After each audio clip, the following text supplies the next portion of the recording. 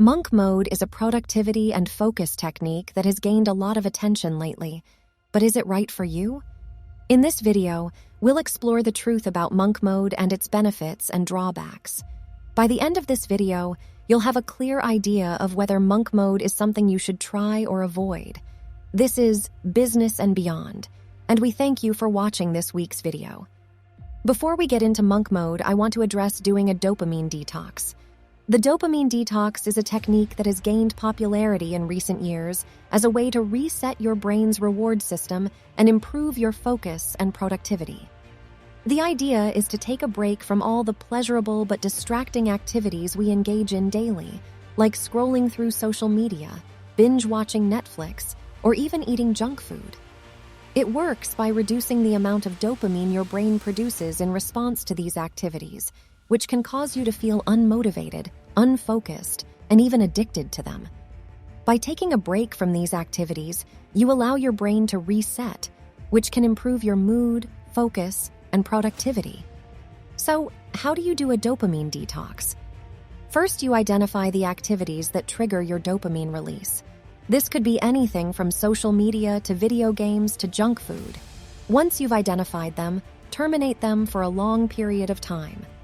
During your detox, focus on engaging in activities that don't trigger your dopamine release, like reading a book, going for a walk, or spending time with loved ones. This will help you to break the habit of constantly seeking pleasure and instead find fulfillment in more meaningful activities.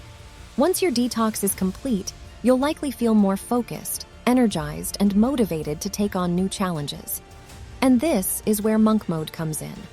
Monk mode is a term that comes from the monastic tradition, where monks would devote themselves to spiritual practice and detachment from the world. Recently, monk mode has been adapted to mean a period of intense focus and productivity, where you shut out distractions and devote yourself to a single task or goal. The idea behind monk mode is that by eliminating distractions, you can achieve a state of flow where you're fully immersed in your work and able to make progress quickly. This can lead to higher productivity, better performance, and a sense of accomplishment. Monk mode can also apply to other areas of life, such as fitness or personal development. By committing to a specific regimen and eliminating distractions, you can make progress more quickly and efficiently. However, it also has its drawbacks.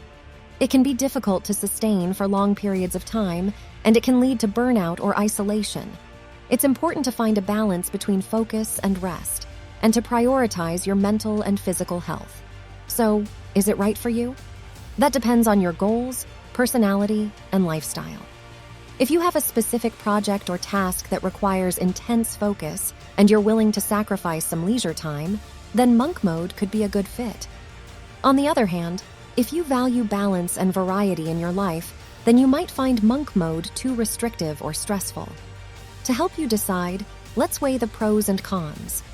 On the positive side, monk mode can help you achieve a state of flow and productivity, make progress more quickly and efficiently, build discipline and focus, experience a sense of accomplishment and pride. On the negative side, monk mode can lead to burnout or exhaustion, be difficult to sustain for long periods of time, create social or personal isolation, prioritize work over rest or leisure. So how can you try monk mode without risking burnout or isolation? Here are some tips. Start small. Begin with short periods of intense focus and gradually increase the duration over time. Set boundaries. Establish clear rules for when and how you'll work and communicate them to others to avoid interruptions or distractions. Take breaks. Build in regular breaks and rest periods to avoid burnout and maintain your mental and physical health. Stay connected. Maintain social connections and relationships, even while you're in monk mode. It's important to have a support system and to avoid feeling isolated. If you're someone who thrives on variety and stimulation, then monk mode might not be the best fit for you. On the other hand, if you're someone who values achievement and focus, then monk mode could be a valuable tool in your productivity arsenal. Ultimately, the decision is up to you. It's important to weigh the pros and cons, consider your goals and personality, and experiment with different techniques to find what works best for you. Whether you decide to try monk mode or not, remember that productivity and success are not the only measures of a fulfilling life. It's important to prioritize your mental and physical health, relationships, and personal growth. Balance is key. I hope this video cleared some things up. If you have any questions or comments, please leave them below.